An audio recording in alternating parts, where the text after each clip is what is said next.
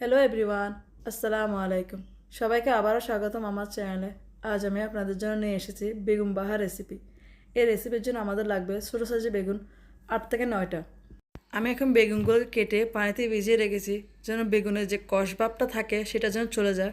তারপর আমি এখানে দিয়ে দিয়েছি একটু লবণ, একটু হলুদ, একটু মরিচি গুঁড়া দিয়ে ভালোভাবে মশলাগুলো ভালোভাবে বেগুনের গায়ে আমি ভালোভাবে লাগিয়ে নেব। আমার সবগুলো লাগানো শেষ হয়ে গেছে। আমি এখন বেগুনগুলোকে ফ্রাই করে নেব। আমি 1 কাপ পরিমাণ তেল দিয়ে দিয়েছি।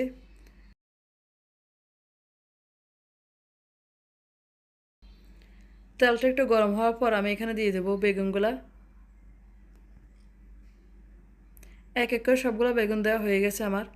এবং বেগুনগুলোকে আমি দোনো পিট করে ভেজে নেব। আমার বেগুনগুলো ভাজা হয়ে গেছে, আমি বেগুনগুলো উঠিয়ে নিচ্ছি। তারপর আমি এখানে দিয়ে দিচ্ছি 1 চামচ পরিমাণ আদা রসুন বাটা। বাটাটা দেওয়ার পর আমি এটা ফ্রাই করে নেব যেন কাঁচা গন্ধটা চলে যায়। তারপর আমি এখানে দিয়ে দেবো একটা টমেটো, একটা পেঁয়াজ পেস্ট করে।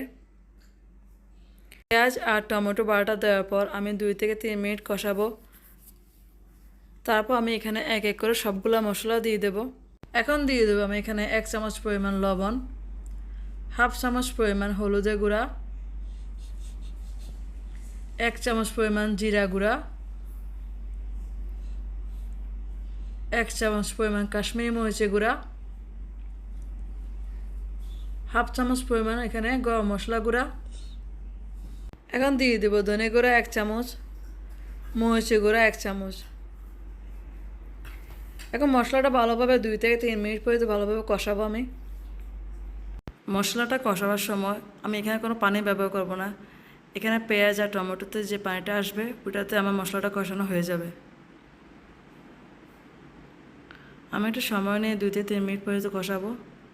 আমার মশলাটা কষানো হয়ে গেছে, তেলটাও বেশি উপরে চলে আসছে। এখন আমি ভেজে রাখা বেগুনগুলো ঢেলে দেব। বেগুনগুলো অনেক নরম, সেজন্য সাবধানে একটু নাড়তে হবে যেন ভেঙে না যায়।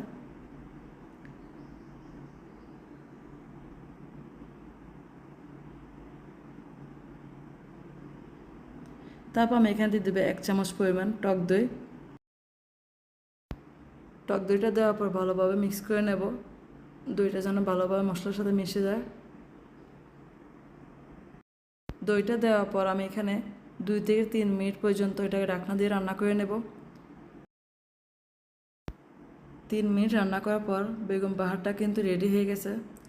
এখন আমি ধনেপাতা দিয়ে পরিবেশন করে নেব। আপনারা এভাবে ট্রাই করতে পারেন বাসায়, ভাতের সাথে বা রুটির সাথে আপনারা খেতে পারবেন।